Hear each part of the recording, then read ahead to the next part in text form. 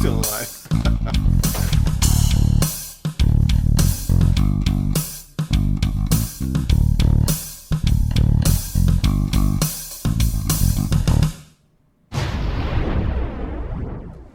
Very good friend, Tommy T. And he was gracious enough to do this live podcast with me. We just started, Tom, so it might take a few minutes for people to come on in, but I'll introduce you again when more people come in here. This dude is awesome. I worked with him over 10 years ago. We worked at a place called AI, and we kind of lost touch for a little bit, but then we started speaking again, and I asked him right away, I'm like, can you do this podcast? And he said yes. So I'm also going to throw this up on YouTube as well. So the answer was Zelda, Empire Strikes Back, steak, blue rare, elephant poo or AI.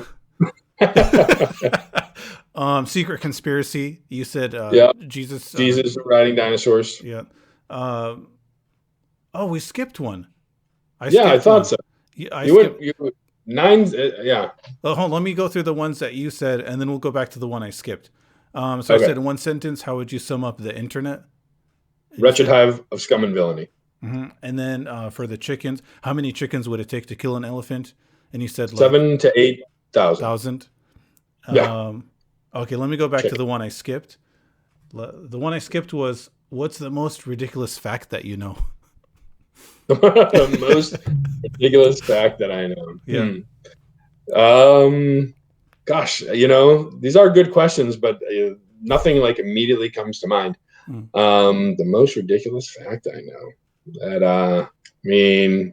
that turtles breathe out their butts. That's one. Is that true? Yeah, it is. Oh, you know what?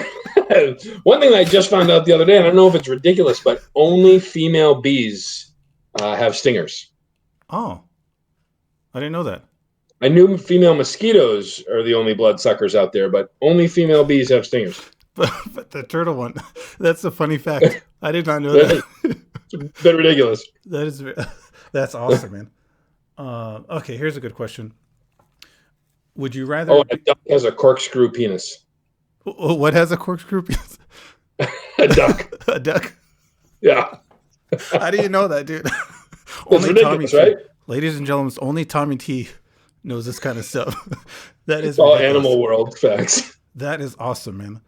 I don't know how we can top these next questions, like after the corkscrew penis and the turtle breathing out of its butthole.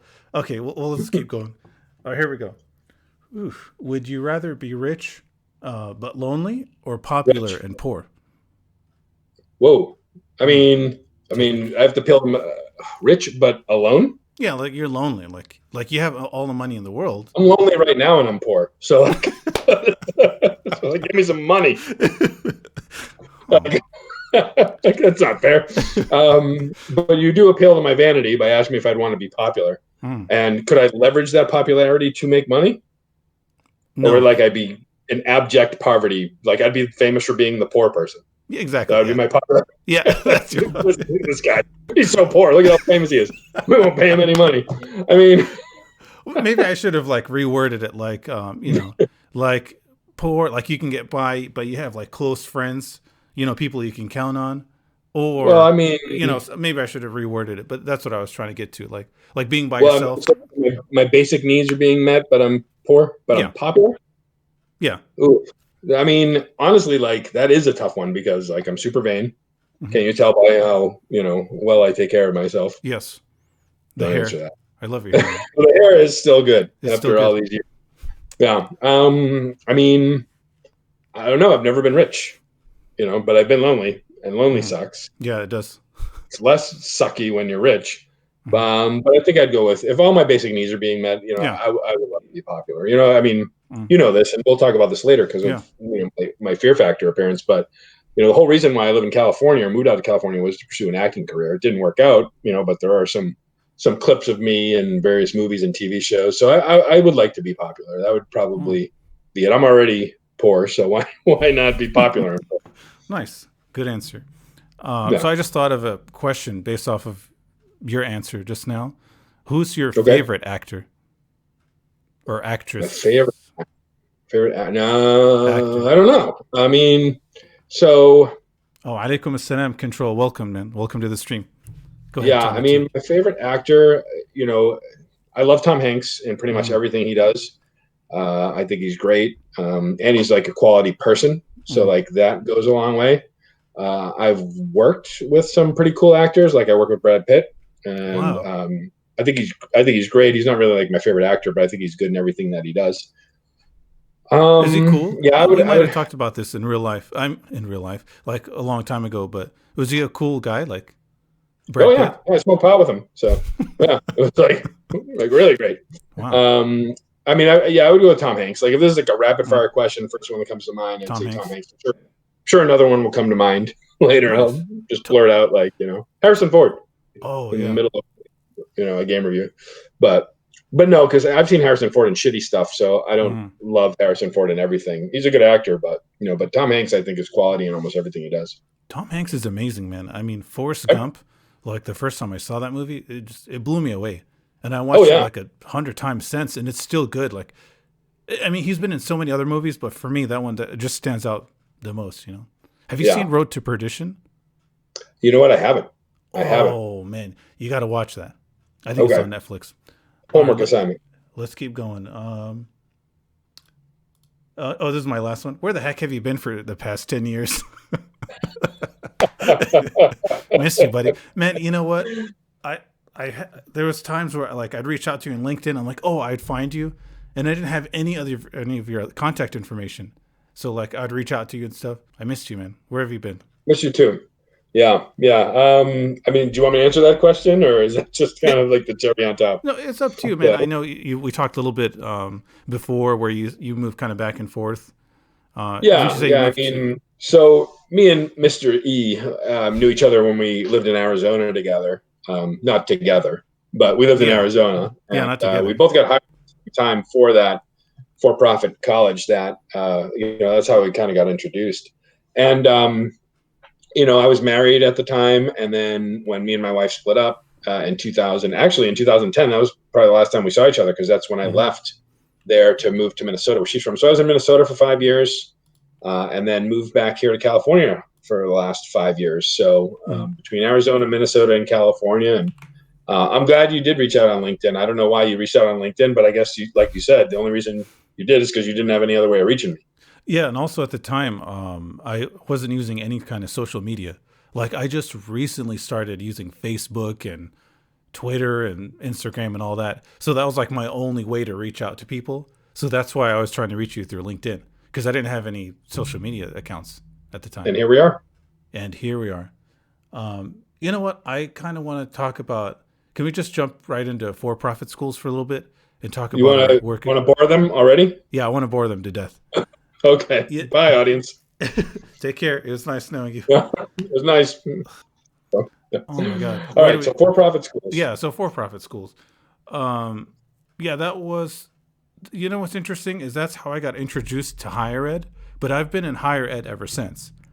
Yeah. But I'm in a completely different world now. So now I work for like a real university. Where they're not heavily reliant on chasing students to get enrollment numbers and things like that. So when I look back or when I think back of how things were, it was just a completely different world, man. When I first got the job, they were telling me, oh, this is for admissions. They're like, this is a customer service oriented job. And I was like, oh, customer service. They're like, yeah, all you have to do is just walk students through the application process. I'm like, that's it? Really? Like, okay, I'm good at, customer service and communication. I can easily do this. And then we went through, we were in the same training class together for an admissions representative. And I felt like that was okay. It kind of pushed me out of my comfort zone a little bit. But then the first day on the floor, I don't remember if remember your first day. It's like, this is sales. Like this is not customer. And especially with Jared, our manager. I don't know if he's still I knew what I alive or was not. thinking. Yeah. Yeah. But, I remember when Jared told me I was leaving the team. Like it was a very interesting conversation because it was like a promotion, but also like we think you'd do better with somebody else. when did that happen? I'm so proud of LinkedIn too. You know, I mean, I don't talk to him or anything, but Mhm. you know, When did yeah, you what get a wild promoted? time that was. When did you? When did that What? happen? When you said that You they weren't like, I was there. you were there when I got promoted, I What team did think. you go to? Leandro McCoy's. Oh, I yeah, was man, whatever, like the thing below the was a team lead or project associate or whatever it was. something like that. I Yeah, was, yeah, but yeah. So like I was, because remember they because we were never in training bay, right? Like that was developed mm-mm. after the fact, Yeah, that right? was after us. Yeah. Yeah. So like some people went into training bay, and instead of going into training bay, I went right into like project associate, which is basically like a mid-level supervisor. There's like a manager on a Mm-hmm. team, or a director of admissions. Mm-hmm. Then there's the project associate, which was like right below, which still kind of managed the team. And then there were the foot soldiers, the assistant directors of admissions. Mm-hmm. So that's how we both started. Yes, And when did you go to financial aid? Like I don't like if you were to ask me, I would have thought, even though we were in training together, I would have thought you started in financial aid. I Like, think I lasted in admissions for like I think it was anywhere between 6 to 9 months, oh, you did somewhere make it a around that while. time. Yeah. Yep. But by that time, dude, it's like I'd go to work and I'd feel so stressed out and my stomach would hurt. Like it was Mm. horrible, man. You know, you got to like your job is on the line, and especially during that time, like I just got married, man. So it's like I just got married, I had more responsibilities, and then I had to worry about losing my job if I didn't hit the numbers. So Yeah. like when you're talking to students, it kind of blurred the lines. Like, okay, we want to help the students, but at the same time, your job is on the line. And Yeah. I still think admission representatives, till this day, who work at for-profit schools, they walk that thin line. You know, I still, you know what's funny? I told myself I never want to work for a for-profit school again. So let me back up a little bit. So I worked with you, and then I moved to Kansas in 2010, and I worked for AI on ground campus for 5 years, and then they laid me off. They just shut the school down, dude, because our numbers were so Oh, they did. horrible. Yeah, I don't know if I told you that, but that Well, I knew you'd gone there, but I didn't know what happened to the school. yeah. So it shut down, and then a little bit after that, I became a financial aid manager for another for-profit school, and that's probably as worse as being an admission representative for me. But Mm. I don't know where I'm going with this, man. I feel like I'm going on a tangent. But m- my point is that for-profit schools. Oh yeah, I'm circling back. So yeah, I told myself I never want to do for-profit again. But here I am. I'm part-time working for a for-profit school, and it's And you're still the showing back same. up now too, right? They made you recently like go back to the physical location, or are you able to work from home Oh, you want to still? hear something funny about that? Yeah, So I told him, I said, hey, I don't feel comfortable, right. going to the campus because of this whole uh, pandemic thing. Pandemic. Yeah, No, and they told me, no, no. Wait, I want to stop right there. Like, I know, I think it's real. Like, I don't want yeah, anyone to think like that. I there's a think this is conspiracy. like, Yeah, no, exactly. Like, no, I think this is real shit that's going on hmm right now. Like, yeah, you yeah. know, I say that tongue in cheek, but I really No, it's do think it's serious. yeah for sure.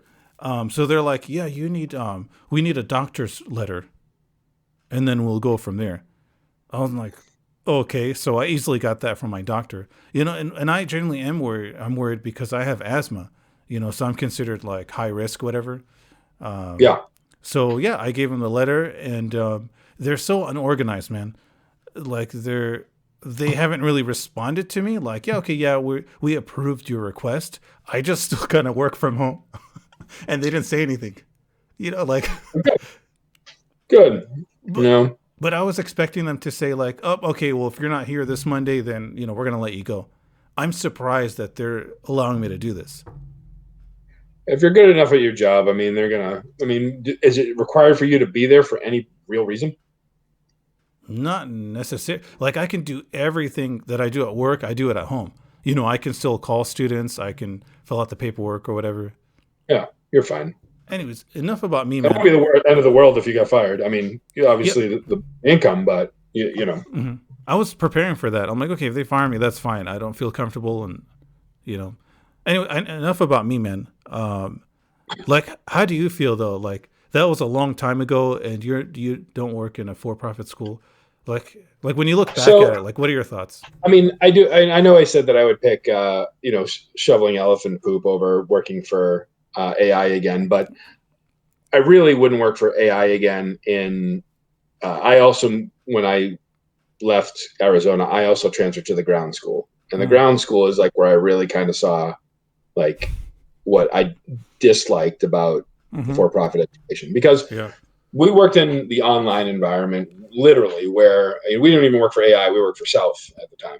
And that was what we started with, which is just a subsidiary of this big blanket company that has these 3 different products underneath them. So when I was on the phone with them, I mean, I loved the idea of it because I loved being able to like talk to somebody, get them through the process. And, I don't know if you remember, but like the reason why I was so successful was I would stay on the phone and walk them through the FAFSA, which if anybody knows, what FAFSA is, it's the, federal application for federal student aids, or the financial application for federal student aid, whatever it is, it's what you apply for to get funding and get loans and grants for school. So the reason why I was really successful in the online environment and I had good enrollment was because I kept all the people I talked with engaged. The reason why I was able to keep them engaged was because I really thought I was helping them. Like I thought I was helping them achieve, an aspect of their, goals or education that they couldn't otherwise do because they had busy lives or whatever the case may be. When I got to the ground campus and I kind of saw how it really was, we're trying to get as many people through the door as possible. It became a true numbers game. And, and then knowing more about the industry, that's when it really became like a huge issue for me, where I was just like, I don't like what I'm doing. Did you believe in the product though? Like, yes and no. I mean, not at the price point, Oh my God, it was ridiculous. It was like $50,000 for like an associate's degree. Associate's degree, yeah, it was like $2,000 a class. Jeez, yeah, and we'd have. And the thing that like really got to me was like I can understand like the graphic design classes, because the Art Institute was a liberal arts school, but it was focused on graphic design or film or culinary. It had a big, like wide sweeping net of things where you could pursue a passion and an education in that, which I thought was actually okay. Like if you had to spend $2,000 for like a master level cooking class, that seemed worth it to me. But they were charging $2,000 for entry level classes, stuff that you could get for $70 at the local community college. And then, so that's where like the disconnect for me started happening, because I was meeting with people that weren't even getting into the initial entry level English and entry level math classes. They were getting into like the remedial program that they had to pass to get into the paid class, but they were still charging $2,000 for that class that wasn't even a college credit. So you were out $4,000 before you even had a college credit under your name, which is like pretty much at that time it was all of your Pell Grant, and then extrapolate that over a 2-year associate's or a 4-year bachelor's degree. People weren't going to be able to finish their education, but you didn't know that when you first started there. You found out later that like when you got smart about how much they will let you borrow, and then think about that. I mean, so yeah, for me. And this happened to me in the mortgage industry too, which I was in before I came over to South or AI, was as soon as I found out that what I was doing was potentially hurting people, like I quit right away. And but you don't see the forest from the trees at the beginning, right? You don't see that like this is not a great option for people. You think you're helping them, and in many ways you are, but if I could go back and talk to every single person that I enrolled, I'd tell them, go to community college, get your gen eds out of the way. If you still want to pursue a degree, in, culinary arts, then come on over. But yeah, no, it was a bad spot. It was hard from the financial aid side too. Excuse me. I got a frog in my throat. You got a turtle trying to breathe through its butt. Yeah, I wanted to tell him the same thing, because from the financial aid side, we saw all the numbers, and it's like, dude, it just makes more sense for you to go to community college and then, either come here or go wherever you want. But, yeah, I'm just happy we're not there anymore. Like after, Even when I was laid off, like I was upset, but I was like relieved. Like I felt like the weight of the world just lifted off my shoulders. You know. Yeah, it's huge. I don't know. Is there any last statements you want to say about for-profit schools? Because I really want to get into Fear Factor. I'm like really excited to show everybody some clips. So I have 2 clips here. One is the tarantula pit. Dude, I hate spiders, man. This is going to be hard for me to watch. I don't know if I told you this. Oh, like. Don't worry. I survived. I don't know how you did that. Let me see. It wasn't like a snuff film of me or anything. Like, I made it. Don't worry. So a little background while he's setting it up. I was on the show Fear Factor back in the early 2000s. And part of me being in the entertainment industry is kind of piggybacks off of this. Warning, the stunts you're about to see were designed and supervised by trained professionals. They are extremely dangerous and should not be attempted by anyone, anywhere, anytime. Oh, I want to ask you about Joe Rogan after this. I don't know if you got a chance to talk to him or not, but let's watch this. Yeah. This clip is about like a minute and a half or so. So I'm going to play it and then I'll let you know when it's done. So this is the tarantula pit. Oh man, nervous. Like my hands are... I'm getting sweaty palms already. Just from these spiders. Oh, they're all rough. Oh man, oof. Inside this box with these 50 tarantulas for 3 minutes. All right, start the time. Oh, there you are, dude. Watch your presentation. Like, where are you broadcasting this? Okay, here we go. See that one that's on my nose? Yeah. That stayed there pretty much like the whole time. Gross. You couldn't like shake your head or flick it off? Like, oh. No, you'll see. Okay, here we go. I mean, I could have, but I had 50 tarantulas. Oh. Still paused on my end. It should play in a second here. 2 minutes left, Tom. Gross. It's playing? It's not playing for me. It's not playing still? I'm not real excited about it, thanks. I mean... If they do go at each other, they'll sink. Maybe it is. I don't know. I'm not seeing it. Okay, there we go. Kind of. It's buffering, which is crazy because I have really good internet. Okay, there we go. Oh, gross. 2 of them are fighting. 1 minute left. Oh. Yeah. Huh? Oh yeah, Twitch is a little bit behind. So yeah, that's what. Now I'm seeing them fighting.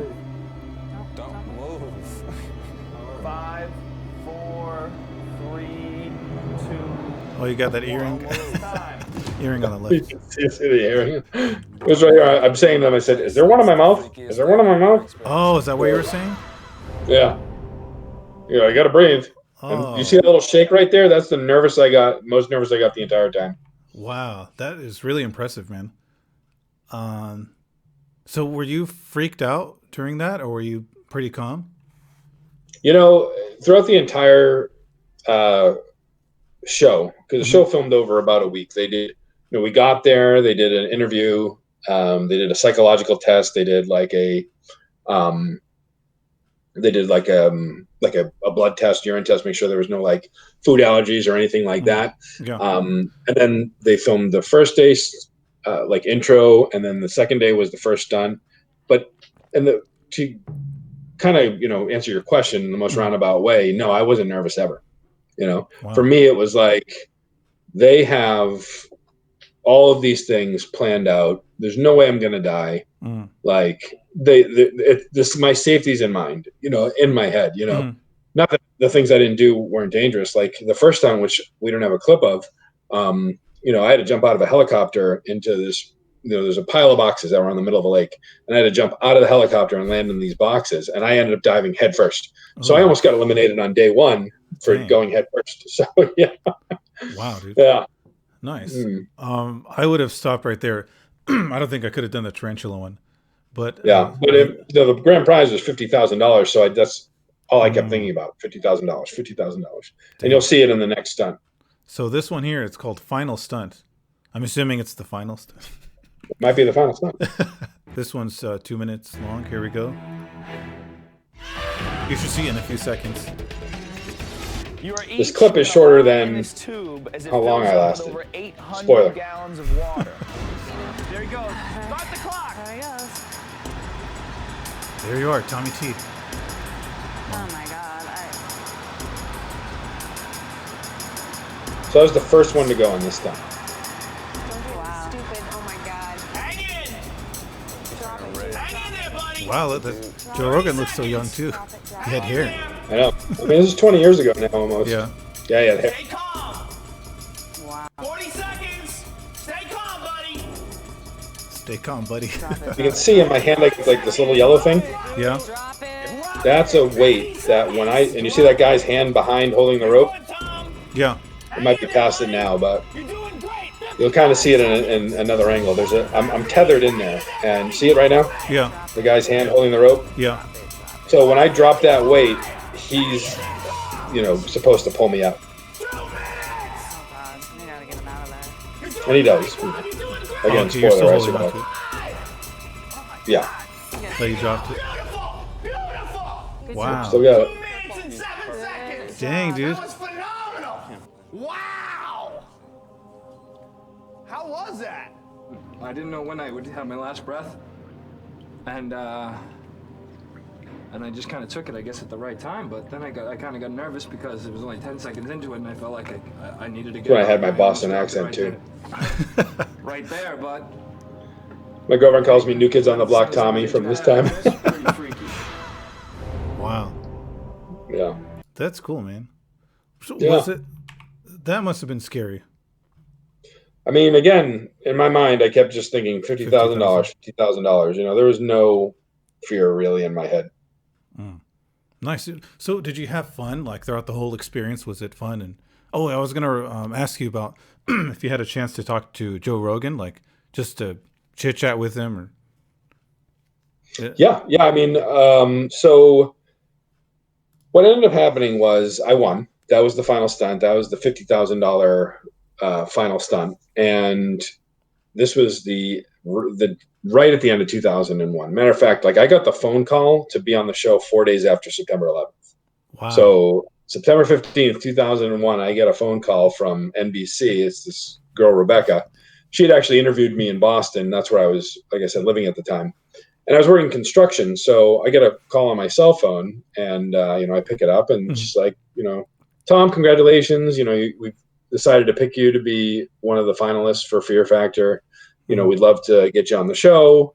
Everything else. So I said, that's great, but are you even going to do the show? Because the show films in California. Mhm. I said, at that point, if you remember back in 2001, if 4 days after September 11th, we weren't flying anywhere. Planes weren't even in the air yet. Yeah. So I was like, you're still going to be doing the show? And they're like, yeah, we're going to be doing the show.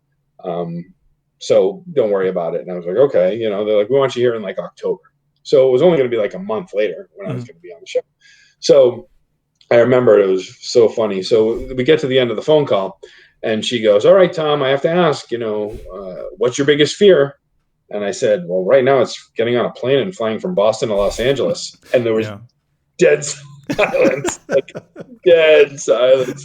And I was like, oh, too soon, And he goes, well, and I said, okay, sharks. That was how we ended that phone call. But, the whole experience was great. It was my first time ever going to California. And I had planned at that point to move to California so I could pursue my acting career, because that was my undergrad in theater. I was in all the school plays and everything like that. So California was my ultimate destination. This, or maybe I need a reminder, but I played all the characters at Disney World for years. I remember so, that. Yes. I played Prince Charming, Aladdin, John Smith, Goofy, Tigger. I played those characters too. So, my background was in acting. So the opportunity to go to California for this taping was super cool. Like I said, it took place over a week. I won. I moved back home. I got my check, which was $50,000, but 33 after taxes, because immediately the government took 33% of it. And that sucks, man. Yeah, immediately. And I had to write a check to the IRS, but yeah, then I moved out to California, and I had a really decent acting career for 3 or 4 years until my first son was born. And then I got into sales, and I've been in sales ever since. So, but the whole experience was great. Joe Rogan was really cool. I remember when I moved out to California, I went to go see him at the Comedy Store. And, when after his set, I went out and talked to him, and he remembered me. And, probably to this day, if you were to ask him, he'd probably say he remembers me, because I was also on the the All-Star episode, which I lost in the first round. So we don't have to show a clip of that. It's all good. Yeah. What kind of like shows or like movies were you in? Because I remember watching a clip like way back in the day, but I don't remember what movie or TV show it was in. So for like TV shows, I was, this is like the time of like 24. What are there like TV shows? I was in a lot of pilots that never got picked up. Like Jessica Simpson, she had a pilot. I was going to be like one of the office workers. If that ever took off, that would have been like my ticket to fame. I was on Aisha Tyler. I don't know if you know who Aisha Tyler is. She was on The Ghost Whisperer, and she's on a couple of things. She's another comedian too. You'd know her if you saw her. I think she hosted Talk Soup or like Talk Soup for a while too. I think she did that too. And then movies, I was in like Fat Albert. I was in Good Company. I was in Mr. and Mrs. Smith. I was in Meet the Fockers. I'll send you the clips for those because you can see me in that one.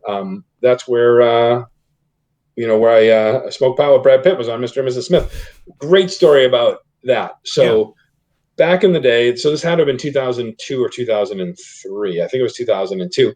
He was still with Jennifer Aniston. Right? He was still dating her, height of friends. He was one of the hottest actors at the time. And I'm on the set for Mr. and Mrs. Smith. Have you seen the movie? Yes. It was a long time ago I've seen it though.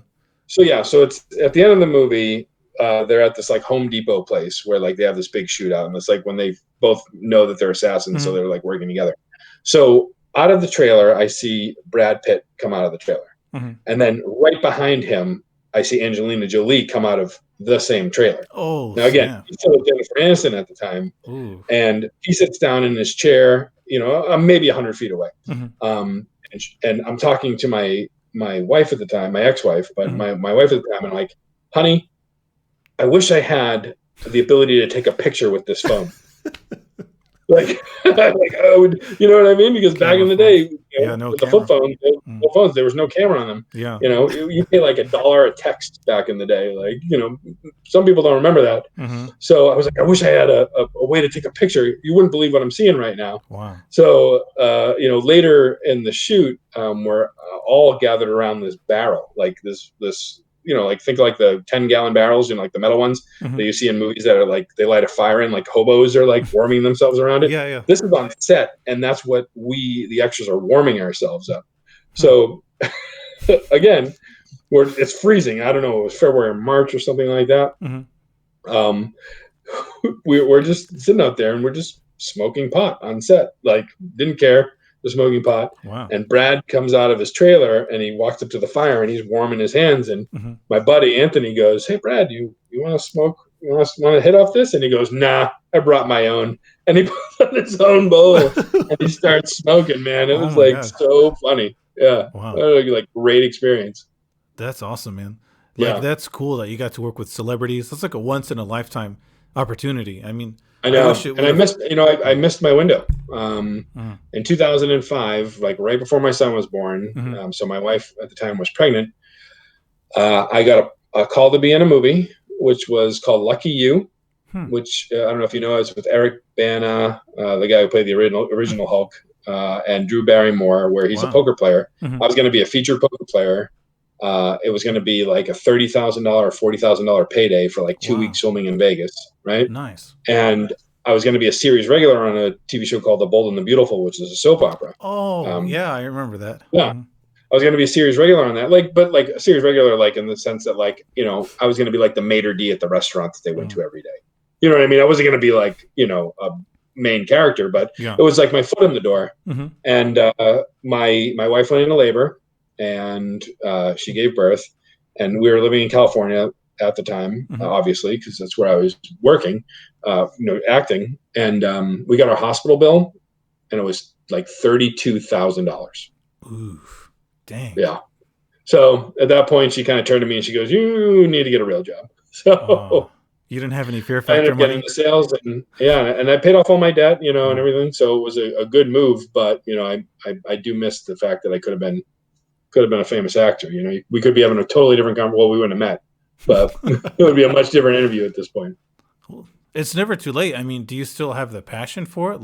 Like if somebody gave you a gig now, like, "Hey, we need you to be an extra," Absolutely. or 100%. I mean, like just doing this right now is like really like stoking my creative fires, you know? Nice, dude. Like I love, you know, I give good camera.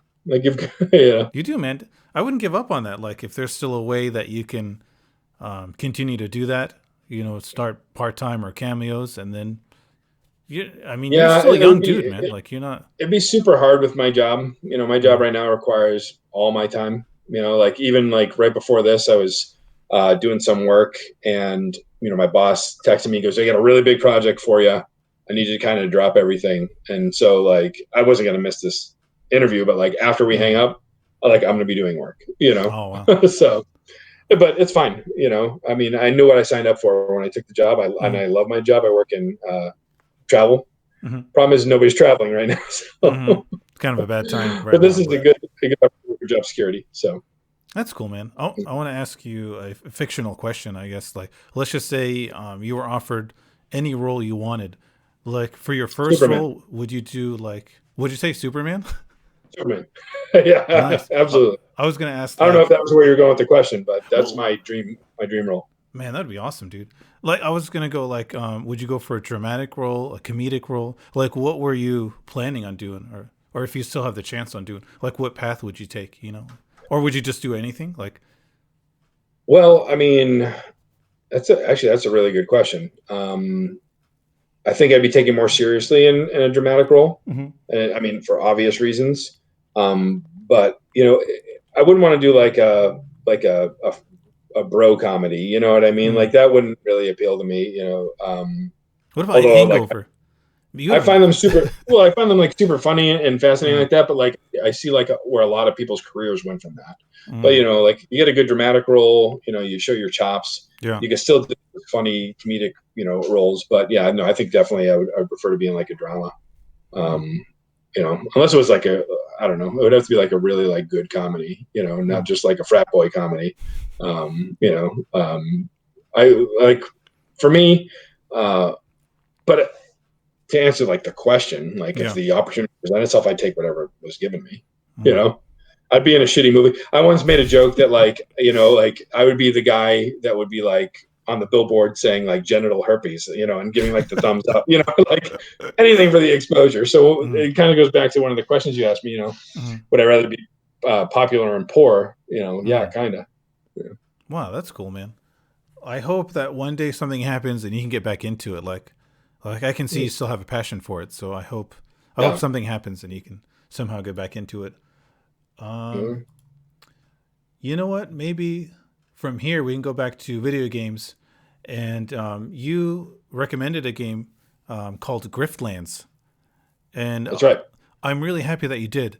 It's really interesting, man. I wanted to do like maybe if we have a few minutes we can spend on this, kind of like a quick review of the game. You know, I put in a few hours. I think it sounds like you played it and put a lot more hours than I have, so you can give us a lot more insight on it. But what, like, I guess I don't know how you want to break this down, like, or how you would like to review the game, like graphics, sound, or maybe just fun to play, not fun to play.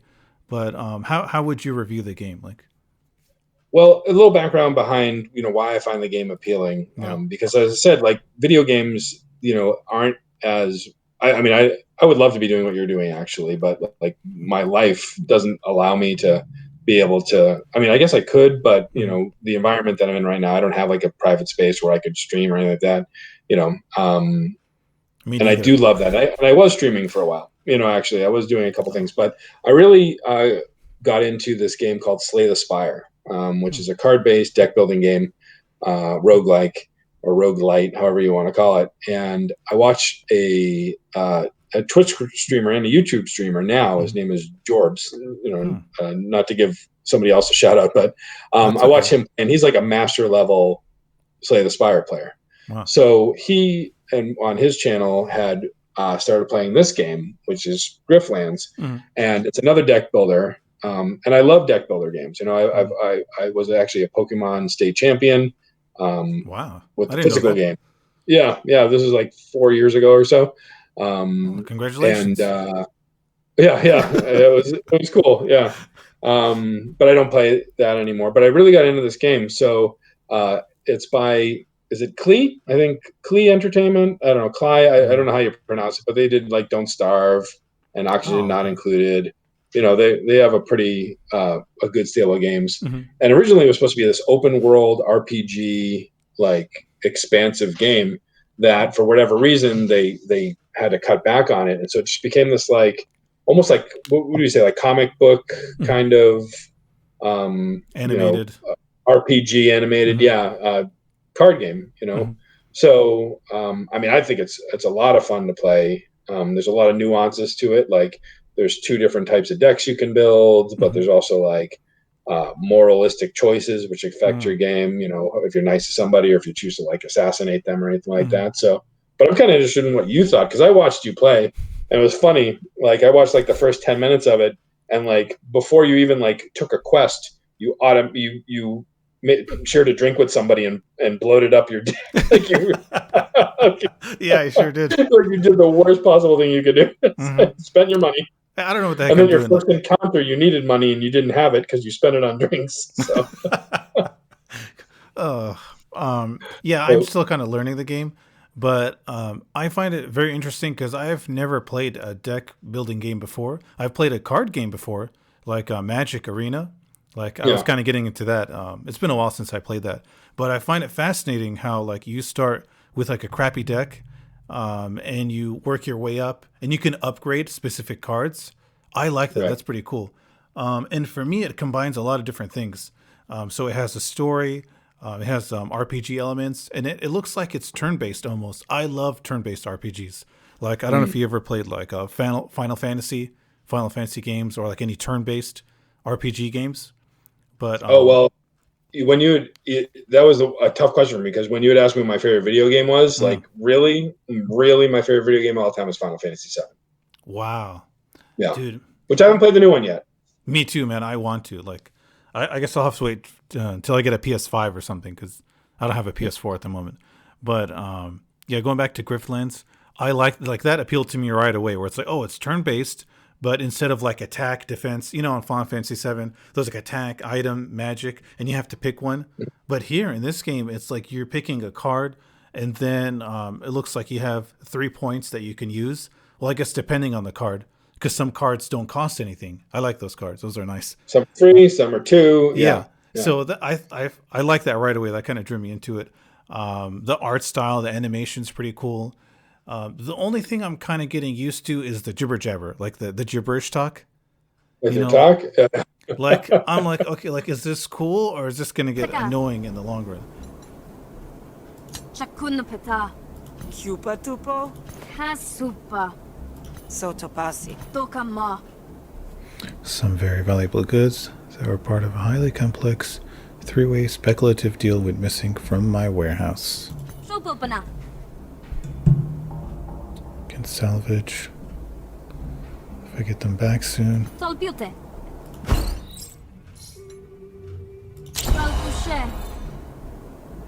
mean, it's like a minor complaint that I have. Like the game, it's awesome. You could turn that down.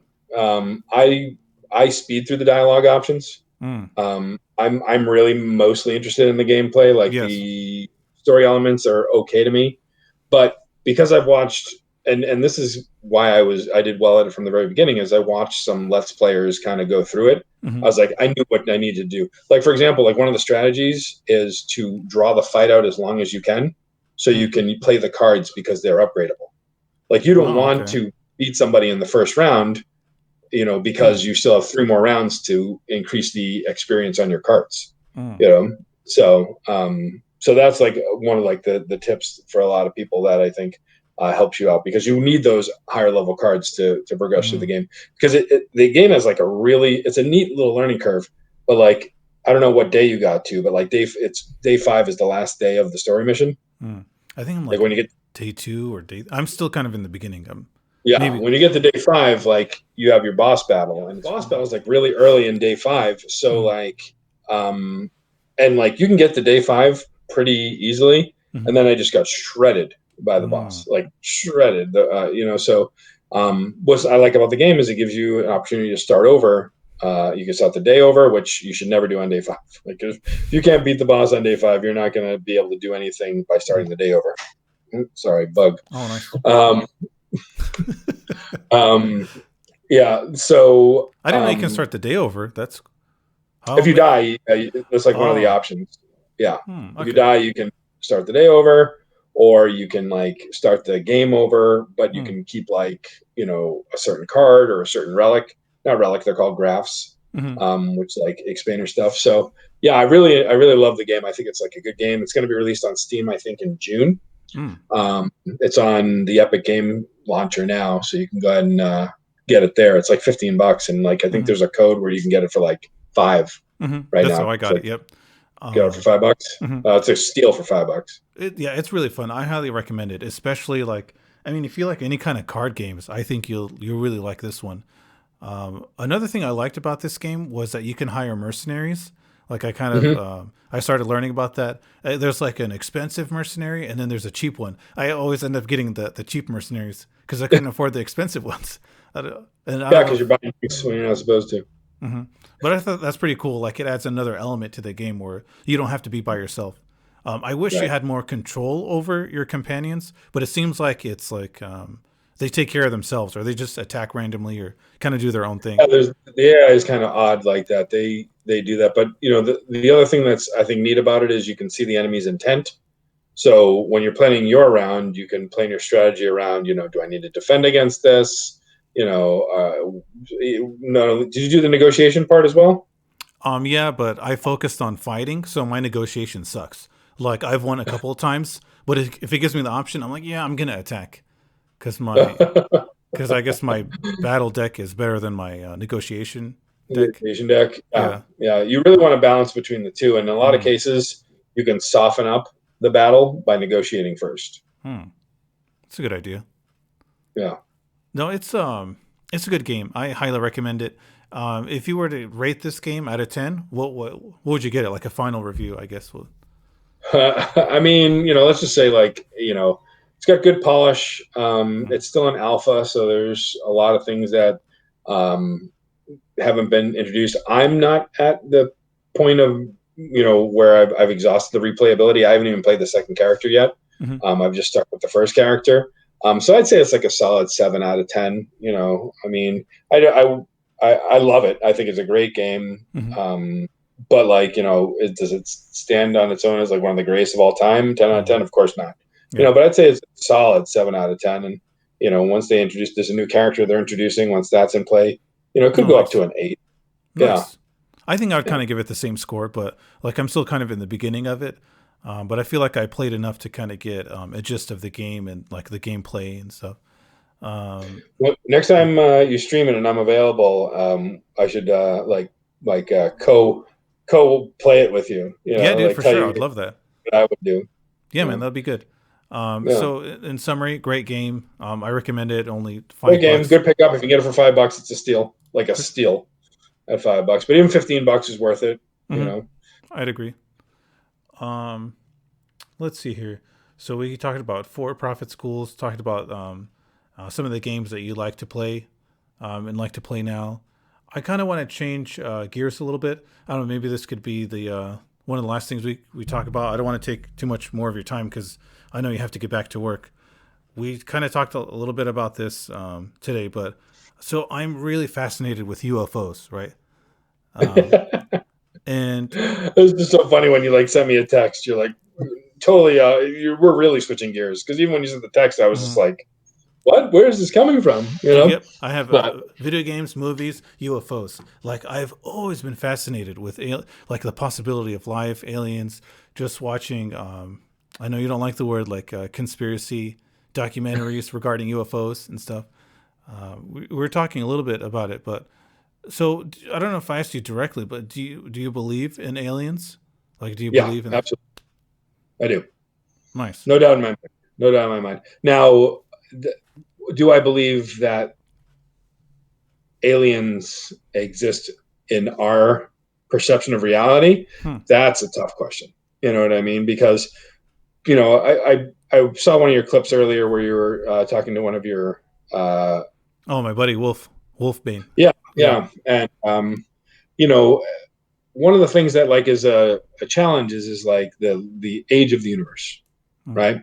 universe is so old, and it's going to live to be, I think 100 trillion years, I think, is how old the universe will be. And it's, I think, I don't know what the exact age of the universe is right now, but I think Earth is like 14 billion years, and we're relatively young. So,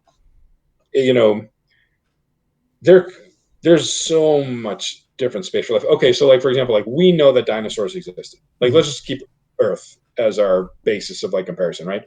We know that dinosaurs existed, but we didn't know that really until like we started digging up fossils and like being able to put them back together. But they existed on our Earth, for millions of years, hundreds of millions of years, right? And we only found out about them because we're smart, right? But like a dog doesn't know that a dinosaur existed, so we have this higher level of intelligence which allows us to rationalize it. And dinosaurs never knew that humans would exist. So I feel like it's almost the same way with like higher level intelligence. So like maybe these are UFOs that are visitors, extraterrestrial beings that are like checking out Earth or anything like that. But I believe it's also highly possible that like there may not be another alien race that exists during this time because they just either haven't been born yet or they haven't, developed a sentience to be able to travel to our planet, or they could have died out already. So that's you talked a little bit about this, which is like the Fermi paradox, which is like the universe should be teeming with life. Like it should be overflowing with life. There should be clear evidence of it. But the fact is like we, even as humans, we've only existed for like 1/30,000th of a time on Earth's history. So I don't know. I mean, but I would love it. Like look at, I'll take what's happening like right now. Like we're in this pandemic, right? We're all locked in the house. We're all, making choices hopefully for the betterment of society, right? Individualistically and even economically, this is kind of a disaster, right? Because, I'm isolated with my girlfriend and her daughter, and we're getting on each other's nerves every single day. You know what I mean? Like if we could escape it, we would, but we can't. And, we're doing it for the greater good. So like, so I never thought that this would happen. So like, I would love for like an alien invasion. Like what could you throw at me? Right. Like, like this seems, and this isn't even that bad. And this seems bad. What we're going through right now. You know what's interesting? So Wolf was mentioning, I don't know if you got a chance to watch the clip I sent you. I guess you watched a little bit. So he was saying that like aliens don't exist because if they did, then they would have just conquered everything and we would have been in their path, basically. So therefore, because we haven't seen that or encountered that, they don't exist. I think I just look at it from a more positive outlook or just a different perspective that like maybe they are out there, but I don't think they would be so hostile. Like, one of my arguments or one of the things I was saying was that like they're probably, if they do exist and if they've existed longer than we have, then not only would they be technologically advanced, but they'd be spiritually advanced as well. So like maybe war wouldn't be the first thing that would come to mind, or you know what I mean? So I'm just thinking maybe we haven't run into them yet. Like they're out there somewhere, but they either haven't gotten to us yet or. Well, I mean, if they're that technologically advanced, they're probably terraforming planets. They don't need to like take over Earth, or anything like that. Even if they were hostile or anything like that, there's no advantage to wiping out Earth unless they perceive us as a threat. And we're not threatening anybody. We can, I mean, I was just watching this video of like the relativistic speed of light, about how fast light is. And it still takes light from Earth like 3.5 minutes to reach Mars. So like, and light moves super fast. It's 8 minutes for the sun's light to reach us. So, the sheer magnitude of what it would take to be able to not only travel those distances, even if a alien species could travel at 50% light speed, right? I mean, you could accelerate an object at 50% light speed, and basically, like, that would be the real Death Star. You could just send a rock at half light speed through Earth, and it would cause a cataclysmic event. So, I might be in the same boat as you with that, with like, the advanced races may be so advanced that like, we're not deemed as a threat and they don't need our resources or anything like that. But I think as a species, like I think this is true for maybe any intelligent life. They are interested in their own survival first. Mm. You know, like if come down to it, like, you know, no, like it's like, you know, Maslow's hierarchy of needs. Mm-hmm. You know, like food, shelter, you know, survival. Like survival Mm-hmm. is like the number one that's up there. You know, and I think that's the same for any intelligent race. I think it's even for, you know, like sentient beings, like you know, or you know, like even animals have this need to survive.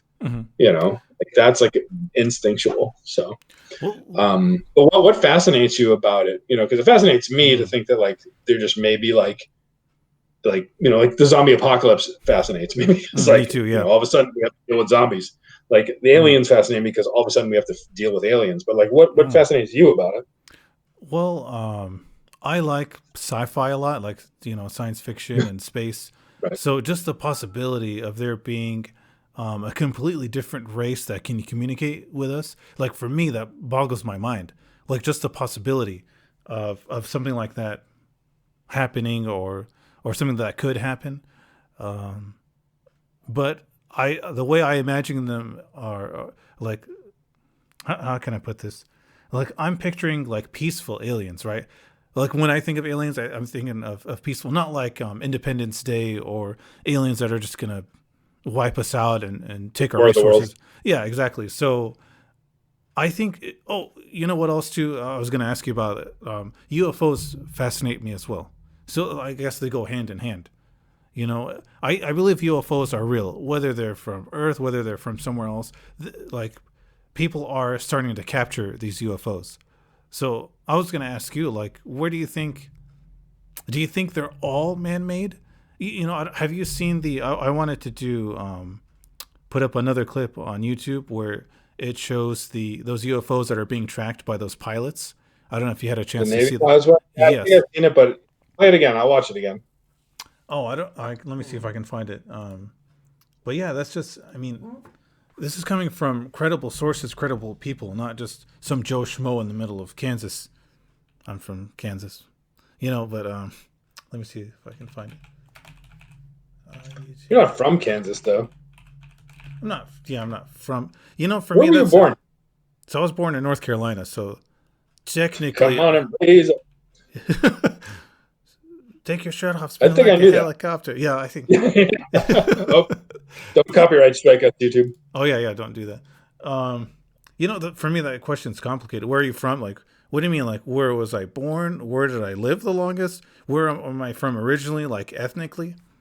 I don't know if. No, where are you from? Where were you born? If you were to look at your birth certificate, what city would it say? So, that's not a complicated question. People make it complicated. Yeah, you for know, me, like they if make you're it complicated.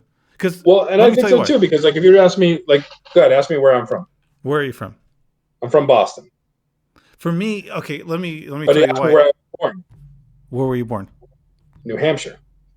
As a matter of fact, this is an interesting little side note story.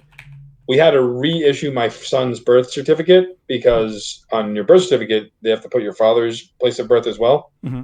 And my wife at the time had put Massachusetts as my place of birth, and I was born in New Hampshire. So, snap. Yes, I do kind of identify with what you're saying. Yes, I'm from Boston, but I was born in New Hampshire.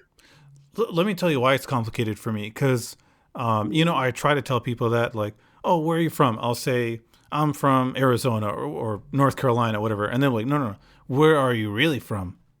Or where are you really from? Like, I got that so often that's where it got complicated for me. So sometimes I just tell people, oh, go ahead.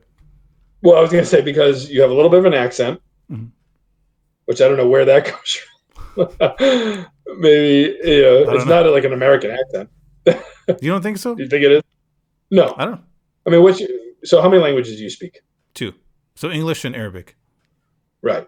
So, and also, you know, you'll find that, like, as a white person, like, no one cares what my origin is. Yes. You know, which is like 44% Italian.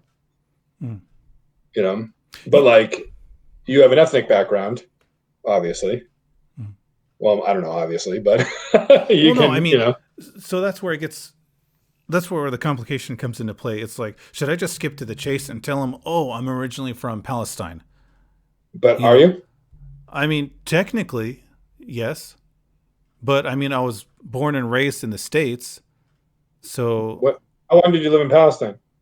Well, I lived there for a few years, but you know, like my roots go back to Palestine. You know how you said you were like 40% Italian or whatever? My grandparents were first generation immigrants. Mm-hmm.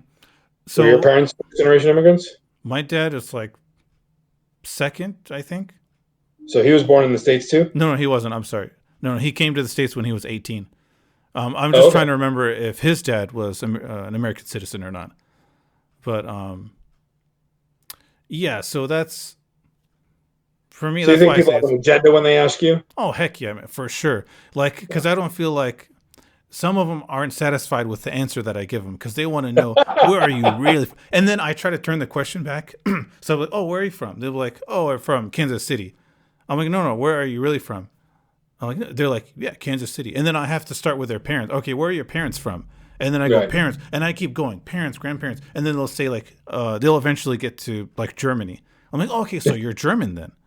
You know, like, I want them to think about it, how they ask me. You know what I mean? Like, because everyone's originally from somewhere. The only Native Americans are the Native Americans, right? Like, technically. Right. Anyways. So you think that's so it's interesting that we went down that rabbit hole. It is. I don't mind. I'm proud of, I'm proud to be both. Like, I literally meant what state were you born in when I asked? I know your background. So when I asked, I didn't have the same agenda behind it. But there are, just so you know, there are some people who do have that agenda. So that's why I had to go explain all that. But I'm proud to be both. I mean, I've asked that question of people of ethnic backgrounds because I was curious of that. Here's an interesting side note. So like, where I'm from in the Northeast, the Hispanic population is largely Puerto Rican. So when I moved to the Southwest, like when I saw the Hispanic population, like I was like reintroduced to like Mexicans. So, and like when I lived in Florida, it was Cubans. So like there's a broad range of Hispanic ethnic backgrounds. But you'll find that, like, geographically speaking, they're pretty similar. I don't want to say limited, but they center in certain geographical regions. Massachusetts is actually pretty famous for that, about having like areas of the state that are like very, very ethnically focused. Like Fall River, Massachusetts is largely Portuguese background. The North End, as you may know from like, some movies, is typically Italian. Southie or the South End is typically Irish. So there's it's very interesting where ethnic groups kind of put roots down. And I think a lot of it has to do with just immigration, because everybody came through New York for the most part when they first came on over. So that's why it's interesting to see where people spread out from. I think, for me, when someone asks me that, I feel like it's me versus other kind of thing. Like it boggles some people's minds that I can be brown and be originally from Palestine, but yet be an American, because maybe the American in their mind, it's like a white person. So is that a Kansas City thing, or do you think that's like universal? I think it's universal from my experience. So like I've experienced this in Arizona, California. I was too little to remember anything in North Carolina, but throughout my life, like that's where I felt like when someone asked that question, like they get surprised. They're like, "Oh, you're an American citizen?"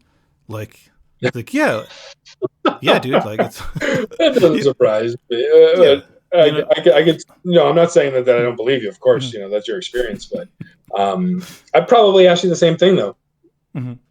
I don't remember our first interaction. Yeah. Did you ask me that? You have a better memory than I do. I mean, I would like to say that, like, as privileged as I am, because I do believe that, like I'm privileged being white, right? I believe that I'm privileged being white. I believe that I'm privileged being a male.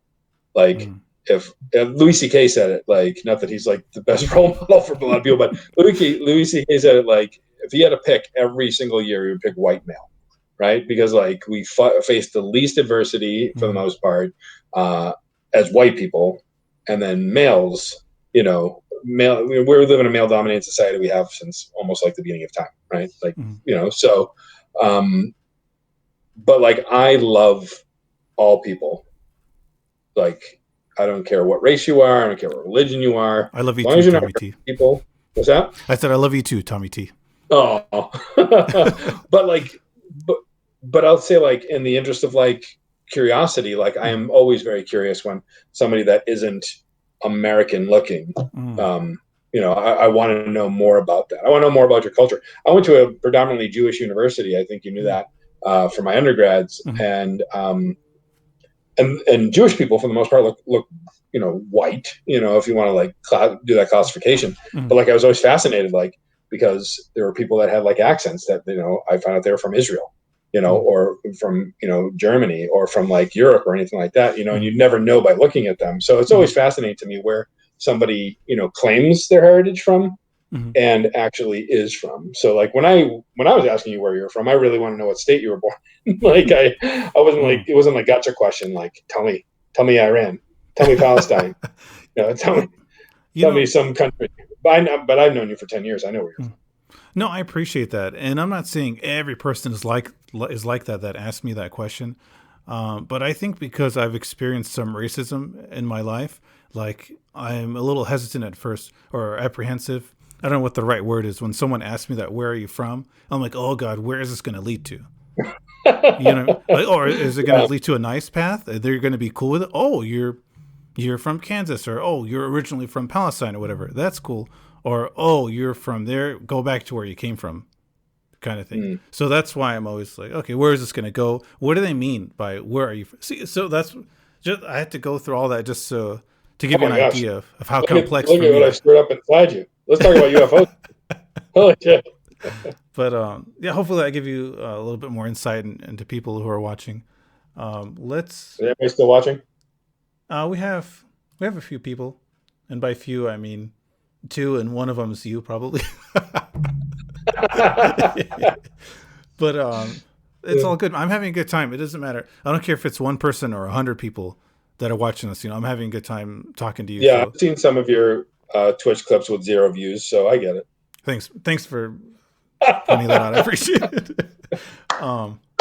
So it's kind of hard to move to a UFO clip after all that, man.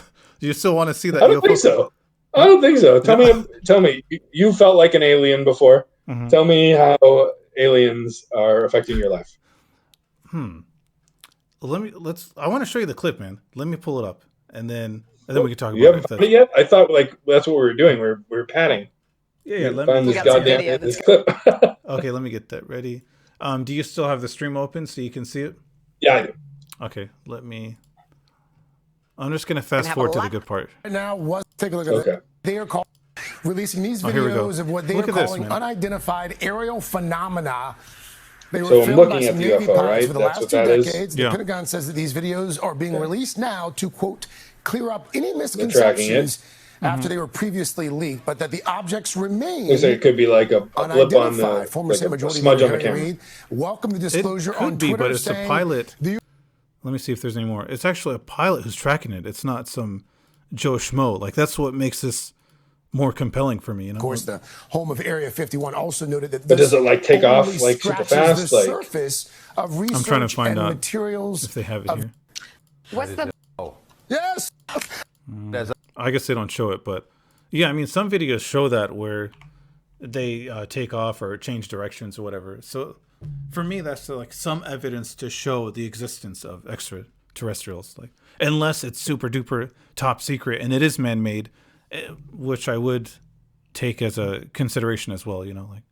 Like of course we don't know all of our government secrets. I'm open to the idea of it, and I certainly think that, like, I don't know. I mean, we could get into a like theological and philosophical, like conundrum about, like, are we the only thing out here, and are we placed here by a loving, benevolent God who said, out of the 100 trillion galaxies that are out there, I'm only going to put life on one planet, or, the flip side of that coin is like, is the environment that Earth is in, is relative proximity to the sun, the Jupiter sheltering us from like asteroids and radiation. Is that like perfect conditions for life?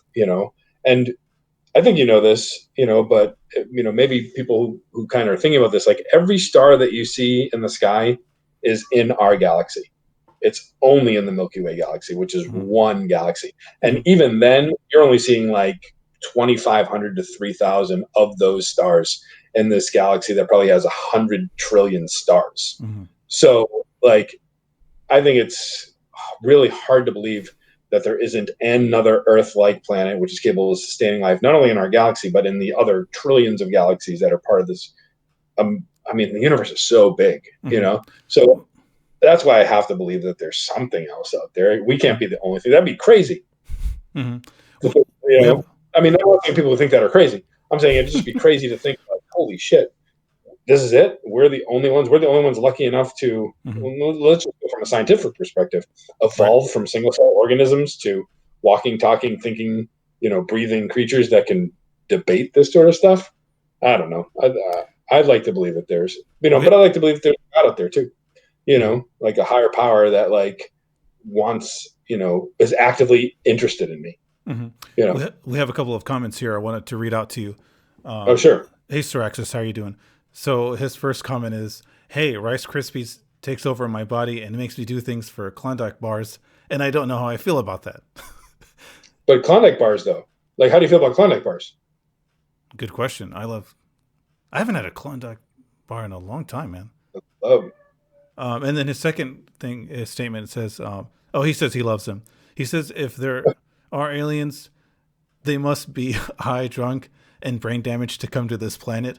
LOL. Yeah. I mean, what appeal does Earth have? We haven't even figured it out yet. We don't even know how to harness the sun. We can, you know what I mean? Like that is like, that's something that we should be doing right now. We should be, managing our resources better. We're killing each other, and not just because of, pandemic, which is crazy, but, hopefully, I don't know. I hope something good comes out of all this. I really do. Me too, man. I really think that our way of life is going to change a little bit. I don't want to say drastically, but things aren't going to be the same as they were before COVID-19. You know what I mean? Like, I feel like it's going to change our culture a little bit. Like, before we were comfortable shaking hands and, and in my culture, not only do we shake hands, but we kiss the cheeks, like the Italians do. So your culture of North Carolina. Culture of North Carolina. North Carolina culture. Exactly. Yeah, that's how we do it. So you walked into your own trap there. No, man, I am proud of like when I say my culture, it's like a mix of cultures. Like I consider myself to be American and Palestinian, so I take the best of both worlds and put them together, and hopefully take out the bad from both. I'm a hugger too, so I get it. So yeah, I'm interested in seeing what life is going to be like after things get back to normal, when things get back to normal, Yeah. Who knows when that's going to happen, though? Yeah, I feel like it's going to take a while, man. Like the only way it's really going to happen is if they develop like a vaccine, which they're working on. But like at the time, it's just like, what can we do except to do what we're doing? The problem is like it's crippling the economy. I think it's super fascinating. Like, do you mind talking about this a little bit? No, go ahead, man. Go for it. I think it's super fascinating that like the government was just like, yeah, we'll just give $2 trillion out to people. And then 3 weeks later, they're like, okay, now let's give $3 trillion away from people. Like, where is this money coming from? It's like money is nothing. Money means nothing. It has no real intrinsic value other than what we place on it for goods and services. Like I got my stimulus check and I bought a bike with it. You know what I mean? So like, yeah, I put the money back into the economy. Yeah. But at the same time, it's just like, I still have a job. So I'm still collecting a paycheck. I like feel bad for the people that like they got that stimulus check and like they need to find a way to make that last a month. So like part of me wants us to get, and my industry, like I need to get back or it needs to come back. Otherwise like I'm not going to have a job or anything like that, but I still believe in what we're doing, staying at home, protecting our most disadvantaged and at-risk population. But at the same time, like don't think we can do this for another year. I'm kind of conflicted in one aspect of this, and that's opening up businesses so quickly. Like, I know that people need to go to work. Not everybody can work from home. Like, I feel blessed that I still have that ability, kind of like what you said. Like, I feel grateful that we can work from home. Not everybody can do that. So they want everything to open back up, factories, restaurants, whatever. But at the same time, I feel like it's still kind of too early to do that. Like we've been doing good. Everyone's hunkered down. And I feel like that's all going to go out the window if everything's going to open up and we're going to start mixing again. I feel like things are going to get a lot worse. Only time can tell. And then I was interested with what you were saying about getting the stimulus check or whatever. I don't think the government is focusing on our basic. We're talking about our basic human needs. Like food, shelter. Like, we need to go back to that. We need to make sure people aren't worrying about how they're going to pay their mortgage, electricity, internet, or whatever. Make sure people have food. That's what we should be focusing on, rather than how much money that we don't know where they're getting this money from. How much money can we give the people so they can put back into the economy? I guess I'm looking at it from a different perspective. Well, that's another thing that's like fascinating me too, like, because all this kind of happened like right around the time that like Bernie Sanders dropped out. And like all the things that we need right now were like his platform, universal health care, Medicare for all, like basic needs. And like, I mean, I don't want to get too political, but I just think it's really fascinating that like we have to, as a society, or at least, just keeping America like in the crosshairs right now, like we could provide for all the basic needs of everybody. We could, obviously if we can throw $2 trillion and $3 trillion out, where's that money coming from? I think some people are saying it's like a future tax credit or something like that, but at the same time, it's just like, you're right, like we need to find a way to take care of everybody, but I think the unemployment numbers are like around like 33 million or maybe more than that, right now. It's just like, it's wild, Saraxis said, honestly, with this COVID-19 BS, it's not going to go away anytime soon, especially if the country opens back up. It'll spread more, so like wildfire. Plus, it has a lifespan on surfaces of what, up to like 3-6 hours, if not longer. Kind of like what we were talking about earlier. So here's like the controversial like take on it, right? Here's a hot take on COVID-19, right? 7% of people, maybe more, won't die from it if they're exposed to it. You know what I mean? Yeah. But like, I think I saw like this thing is like you're given a bag of Skittles, right? There's 100 Skittles in the bag, and 3 of them are poisonous. They will kill you. Would you eat a Skittle? Right? No.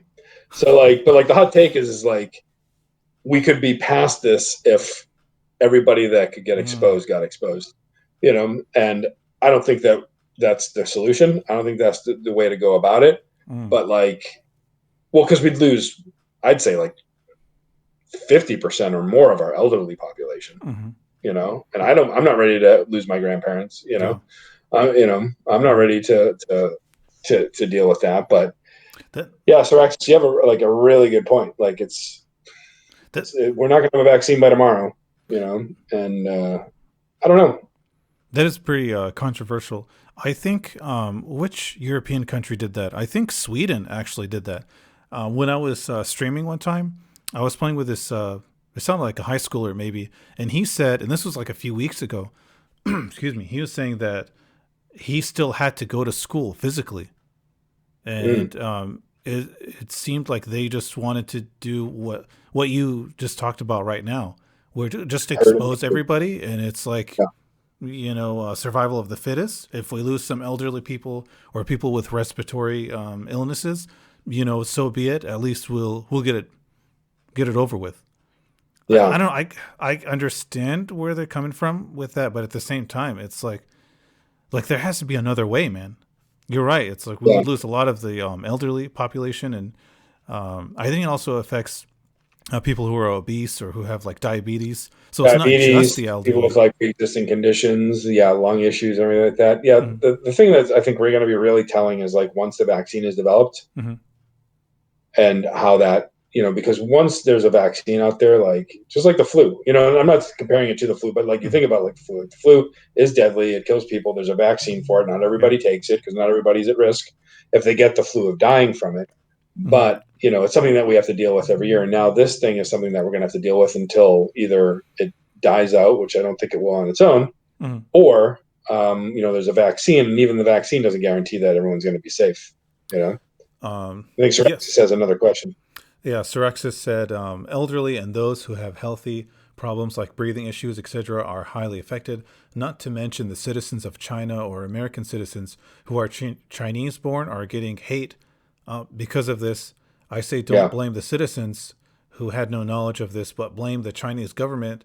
Their fault. They dropped the ball. Yeah, for sure. Of course, we're not going to blame, Chinese people because we think that this. But we won't. I won't. Tommy T won't. But there are a lot of people that are showing like hate towards, like just Asian people. Yeah. Because they're Asian, like the China flu is what, they call this thing, and, I don't know. It's sad. It's sad because like we are all in this together, not only just as Americans, but like as a world. Yes. And, but I do think a lot. So that would be like one, like if we were to talk about conspiracies, right? Yeah. Like this one is like, why did they let it go on as long as they did? I don't think that it was like introduced as like a means of like controlling the population or like, like creating this horrible situation. But why did it get as bad as it did? Because, there's rumors that the WHO kind of covered up China's, involvement. The one thing that like drove me crazy for a while in the past weeks, I stopped looking at the numbers, but I was like looking at the numbers each day, was like China was reporting like 36 new cases, like 36, whereas like New York had 12,000 that day, we're talking about a country of over 1 billion people. So like, that's like, come on. All right. So if like they're being,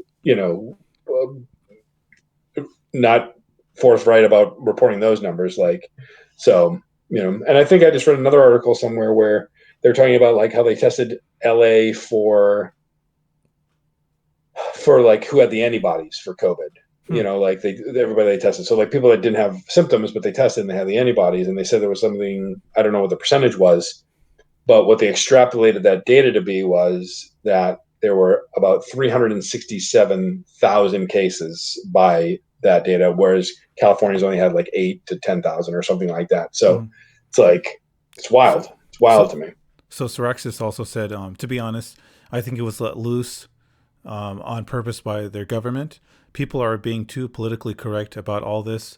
They don't want to break eggshells. Instead, give us BS statements and BS numbers. I do think that China took a little bit too long letting the world know what was going on. And I don't know if it's true or not, but they actually suppressed a doctor who was trying to get the truth out, like to the Chinese people as well as the world. So I think I kind of agree with Sirexis from that perspective, where they could have gave everyone a heads up a little bit earlier, or maybe not suppress. It's a tough. They're almost like a dictatorship government, Oh, they are. I'm sorry to say that. Like even before this whole COVID-19 thing is, I don't know if you're familiar with a small group of. There's a small group of Muslims in China. They're called Uyghur Muslims, and they've been prosecuted even before this whole COVID thing. They've been prosecuted. They've been put in these schools to teach them, about the Chinese culture and to have them get rid of their Muslim identity. They put them in prisons. So they are really strict. The Chinese government is very strict. So I wouldn't be surprised. That's an enormous number. Inside, Uyghurs are brainwashed. There are also reports of inmates being tortured. According to the survivors' personal account, they're forcing Uyghurs to denounce their religion. You have to allow us to convert you to be reformatted, reprogrammed to become just another Han Chinese. China's official line is that the camps are designed to re-educate extremists and fight terrorism. But there's another reason, and it has to do with China's ambitious economic project known as the Belt and Road Initiative. 5年前我提出了共建“一带一路”的倡议。 Loosely based on the historic Silk Road, this vast collection of infrastructure projects seeks to connect China with Africa and Europe. This would significantly expand China's economic influence. It spans over 70 countries and will cost hundreds of billions of dollars. I wouldn't be surprised if they did have the information and they sat on it a little bit. I don't know if that would have changed that much because this thing is spreading like wildfire anyway. How much would it have changed if they gave everybody a heads up maybe a little bit earlier? I don't know. I mean, they could have. What I think what could have happened is they could have closed the borders in China a lot sooner, you know, and that would have prevented. But you know, it wouldn't have necessarily stopped it from spreading. It just wouldn't maybe not have spread it. But I think, you know, and Siraxis brings up a decent point here. You know, where and if I'm hearing you wrong, Siraxis, you're basically saying that like it was intentional, like you know, because you said it was let loose on purpose by their government, like. And there's two schools of thought on that one. One is that it was because of the wet markets, right? Like, you know about the wet markets, right? Where, you know, there's bats, you know, somebody ate an infected bat because this coronavirus is SARS, right? And it is, you know, transmittable through, you know, animals. Yeah. So that's what spread it. So like, I kind of like have to, and again, like I turned a blind eye towards conspiracy, but like, this is a hard one for me to look completely away from because like, it's like saying like one person caused the AIDS epidemic. You know, one person got AIDS and then all of a sudden everybody got AIDS. You know what I mean? Like, you know, no, so that was like, from a monkey. That was from somebody. Well, that's what they say, right? Yeah. I don't know how true that is. One monkey caused this thing. Like so the like, monkey. Yeah, that's there it is right there. Yeah. Right. Yeah. So like one person ate a bat and then all of a sudden 1 million people are infected with this deadly respiratory disease, you know, so. It makes sense though, man. Like, I mean, I don't Why know would if they you've do seen videos of the wet markets or whatever, but they have like these different animals and, you know, especially if bats are carrying diseases and people are eating it, you know, and they're cutting them up and blood is going from one animal to another to a human. Like that kind of makes sense. It doesn't seem like a wild conspiracy theory, you know? What did Siraxis say? No. Call Ozzy Osbourne. Osbourne for our bad issues. Yeah. That's a good one. But that's what, and you know, and like I know they have that documentary called The Plandemic, like, and like I haven't seen that. Part of me wants to watch it so I can just like dismiss it. The other part just doesn't even want to entertain it. But like I really kind of want to know like what is the end goal? Is it to make Jeff Bezos a trillionaire? You know, like and who would do that? You know, but that's what's happening though. Like if we want to talk about that, like Jeff Bezos is like going to be the first trillionaire, and it's going to be a direct result of what's happening right now. Like I've ordered so many things from Amazon just because it's easy, you know? You know, I think, you know, it's interesting to talk about how this started, but I wish more people, you know, especially governments and especially our government would focus more on how to deal with it now rather than just blaming China. Okay, we'll take care. We'll circle back to that. Now let's just fix it. It's let loose, you know, it's out there, it's happening. Let's take care of it. And then once everything's all said and done, then we'll go back to it and investigate.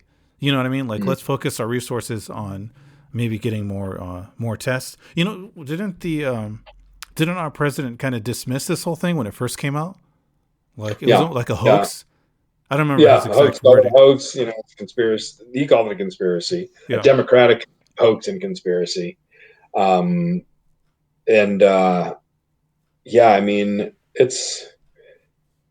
it could have not gotten as bad as it did, but it's still bad. You know, whether it's man-made or you know whatever the case may be. Like now we're in it. You know, so like I agree with what you said. Like we can point fingers and try and say, oh well, you know, what could have happened, what should have happened. But the reality is how we deal with it from this day forward. And I hope you're wrong, Siraxis. Like I really do. I hope they're not suppressing a vaccine, but you're absolutely 100% accurate. You know, like Chris Rock said it in his stand-up. You know, there's no money in the cure. All the money's in the treatment.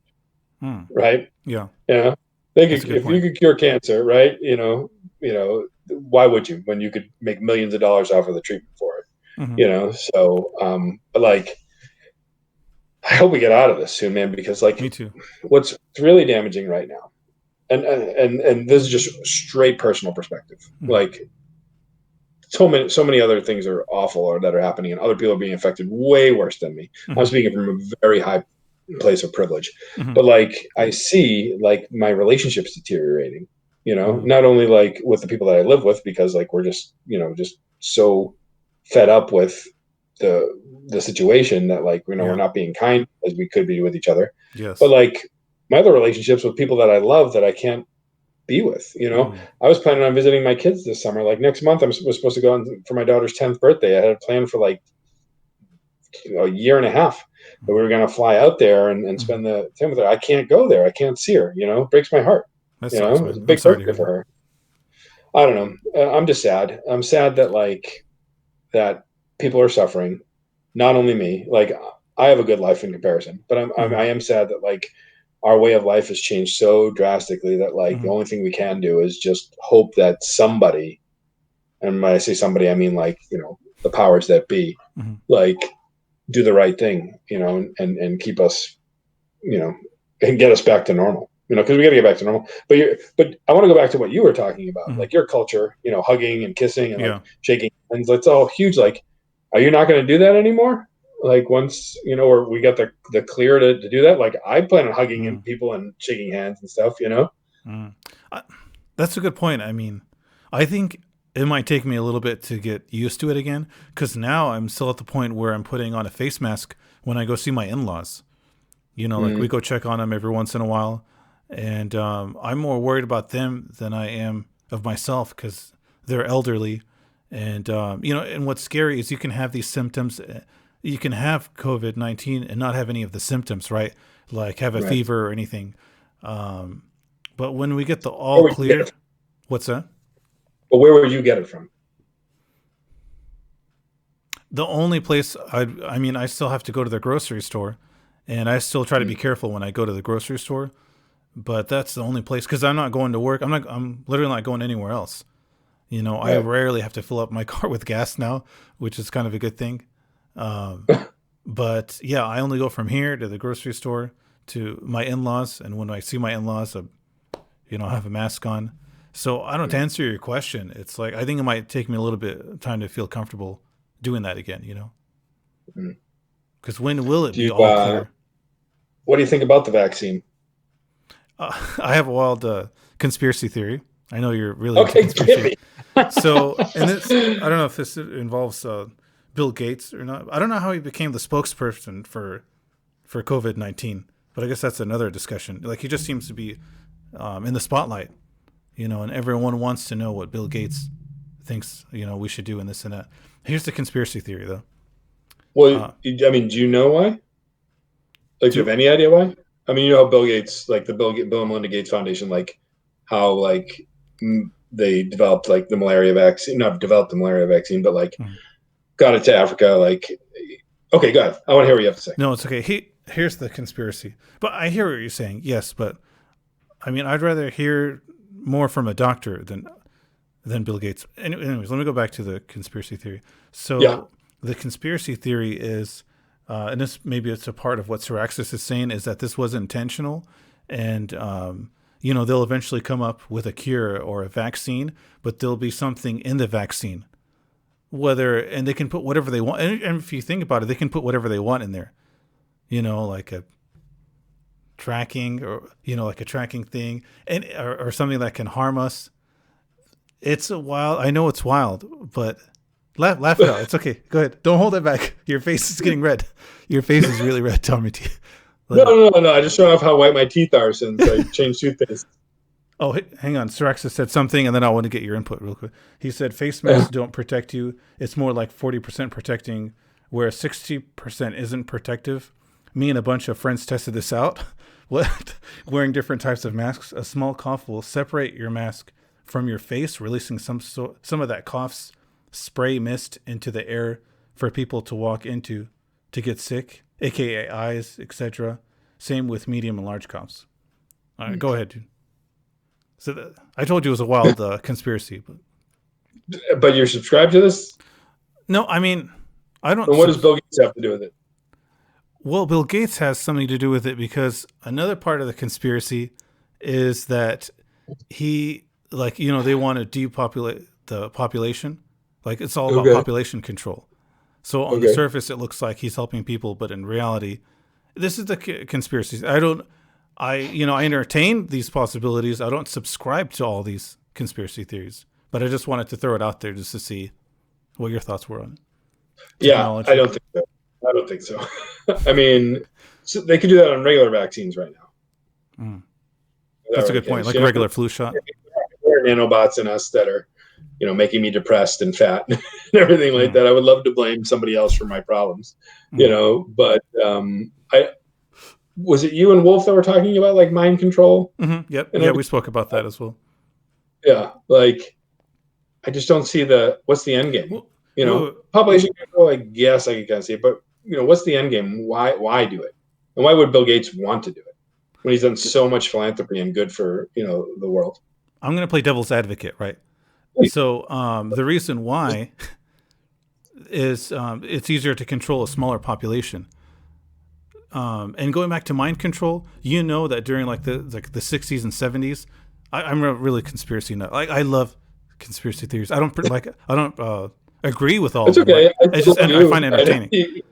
But you know, there's something called MK Ultra, where in the 60s and 70s, this is real, dude. You can laugh, but this is a real thing. In the 60s and 70s, the government, the U.S. government, were testing on human subjects, and you know, to see. I don't know like what they did exactly, but I know it had something to do with mind control. And I think there's a clip of like Bill Clinton apologizing for it. I'll have to find that, but. Thousands of government-sponsored experiments did take place at hospitals, universities, and military bases around our nation. The goal was to understand the effects of radiation exposure on the human body. While most of the tests were ethical by any standards, some were unethical, not only by today's standards, but by the standards of the time in which they were conducted. They failed both the test of our national values and the test of humanity. Informed consent means your doctor tells you the risk of the treatment you are about to undergo. In too many cases, informed consent was withheld. Americans were kept in the dark about the effects of what was being done to them. The deception extended beyond the test subjects themselves to encompass their families and the American people as a whole. For these experiments were kept secret, and they were shrouded not for a compelling reason of national security, but for the simple fear of embarrassment. Find that, but have you heard of this? You know, I only know of it from like the movie. There's some movie that was done on it where like he was infected with the MK Ultra. I know it's a CIA mind control program. Yeah. But you don't think it was a real program though? No, I do. I mean, I think, you know, but go on. So I'm going to read it. So Project MK Ultra, also called the CIA Mind Control Program, it's a code name. This is off Wikipedia. So is a name given to a program of experiments on human subjects that were designed and undertaken by the U.S. Central Intelligence Agency, some of which were illegal. Experiments on humans were intended to identify and develop drugs and procedures to be used in interrogations in order to weaken the individual and force confessions through mind control. The project was organized through the Office of Scientific Intelligence at the CIA, coordinated with the U.S. Army Biological Warfare Laboratories. Code names for drug-related experiments were Project Bluebird and Project Artichoke. The operation was officially sanctioned in 1953 and halted in 1973. Many illegal activities. So, I mean, I'm reading this, right? Mm-hmm. And it looks like they were trying to use mind control substance for purpose of interrogation. And the way they went about it wasn't ethical. It was illegal. So they were using it. But, it's not like the Manchurian Candidate or anything like that where, like, you know, they were giving these people these drugs and they were going out and, like, committing mass murders or anything like that. You know, they were just trying to develop a drug. And, I think the government's responsible for, like, the ghettos. Like, I do think that, you know, and, like, the drug problems that are in, you know, the ghettos, stuff like that. And, like, that I believe in, you know, suppression. But, it would shake my foundation to the core if that was accurate. Who's to say that? Like, oh, go ahead, sir. No, go ahead. who's to say that that stopped? Like, the official story is that they stopped doing those tests. We have no idea if those tests continued and they perfected it. And it sounds wild, but they got to the point where they can do something like a Manchurian Candidate, where they can split your personality and have you, like, you're Tommy T during the day, and then when they wanted to, just switch something, and then you'll turn to an assassin. Or like when we see evidence of that, like, it's like the aliens of aliens. You could be an assassin. Like, you look like they could do it. The technology, sure. You're absolutely right. Could have perfected it. You know. Oh, sorry. I was reading what Siraxis said. Go ahead. Said read. The technology was. The technology was for Bill Gates. The CIA funded, traded, sold drugs back in the war. CIA still runs drugs. Oh yeah, we put Osama bin Laden in power. Mm-hmm. Right? The U.S. government did that. We trained him to fight the Russians during the late. There wasn't during the late 80s or something. Yeah, and like posed like the government so he could get his footing. So yeah, we played God in those aspects a lot. But I'm really, really hesitant to think that this vaccine that they introduced this pandemic, or they introduced this disease in order to wipe out the population and then inject us with mind control drugs. I don't know, man. I don't know. It's a little bit too far out for me, but I'm also not I don't want to say like vain isn't the right word, but I'm also not I'll just say vain enough to realize that I could be wrong. That you're wrong and I'm right. I definitely don't think that. It's a wild theory. It's super hard to believe. Mm-hmm. Yeah, it is wild. My point is, though, it's that we can't always trust 100% what the government tells us. Like there's weapons of mass destruction in Iraq. No, there wasn't. And they were really adamant about it, And we invaded a whole country, dethroned their president, destabilized the region, and then that caused a chain reaction. And it's like a lot worse now than it was before. Yeah. So I guess it's not out of the realm of possibility. Yeah. Like some theories that I've been spitting out sounds wild, but I'm always questioning, like, whenever something happens, it's like, is that the official story that you guys are telling us? Is that the absolute truth? Is there an agenda behind it? I think it's good for people to think. There's nothing wrong with questioning what we're being told. But you're right. Of course, we have to have evidences. Like, they're saying, they're doing this to depopulate the world. Okay, what evidence is there? Whatever evidence do you have? Because there's some people who don't like Bill Gates at all. But I know that he has a charity foundation, and he's given a lot to the poor. So I know all that. It's just interesting to hear what other people think, Yeah, I mean, I guess my biggest problem would be, like, we do so many things so wrong. Yeah. Like we do, like, and I'm talking like our government, like, we're so stupid. Yeah. Like, to think that, like, they have this particular thing, like, planned out and worked out to this level, I think gives too much credit, to what's going on. Like, it's just a shitty disease. Yeah. Like the Spanish flu in 1918, like, that was, it was just a bad thing. The Black Plague, like, there's no reason to think that this is man-made in the sense that it is and couldn't be, that it's just happened, because this why it's called COVID-19 is, like, because it came out in 2019, but it's a strain of SARS, which has been around for, years. Mm-hmm. So, let's see. Sir Axis has another comment. I think it's interesting. So when COVID-19 was conceived, made the cure vaccine was made along with it at the same time. I bet there is a cure vaccine. It's just being held back to see how much they can make and see who's desperate to buy it. Look at the EpiPens they use to be affordable. Now they're like $400. EpiPens are expensive, man. Like, and so is insulin. Yeah, I mean, Big Pharma definitely is, a business. It's not people's best interest at hearts, but geez, I mean, I'm probably going to do some research after we get off this call, because like now I want to hear the other side of the story, but in my mind, it's just a really bad situation made worse by the fact that we handled it poorly. I see what you're saying. And I know that some people sometimes, like it comforts them,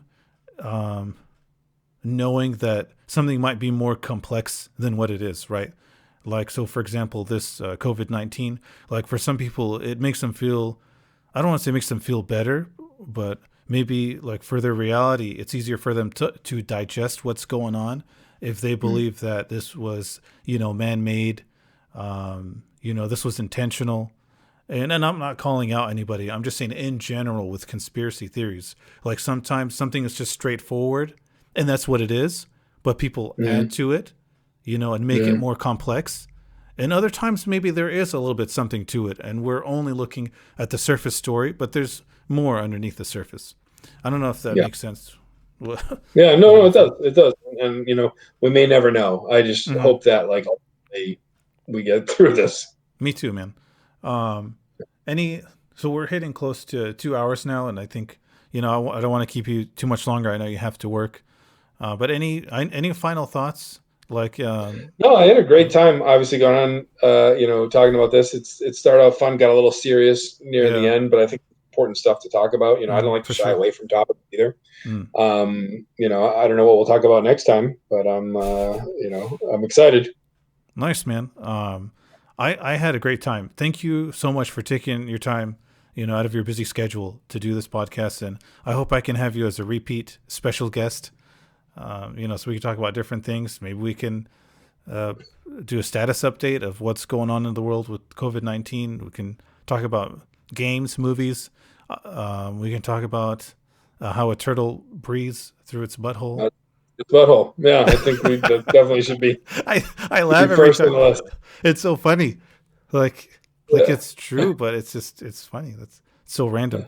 But hold on, I just read a couple more things that Sirexis said, and then we'll wrap it up. So he said they don't care about life, just the almighty dollar. And then you said dear girl. I don't know what he was referring to. Oh, dear girl. That's a topic for the next conversation. All right. Well, Tommy T, thank you so much for being here. Thank you I always enjoy talking to you. I feel like we just picked up where we left off. You know what I mean? Like, it's been a long time since we spoke, but I just feel like... yeah. I feel like I just saw you last week. Yeah, exactly. YouTube it. Okay, I'll check it out. All right, man. Well, thank you again so much, and hopefully I'll talk to you again soon, buddy. All right, buddy. Have a good night. You too. Thank you.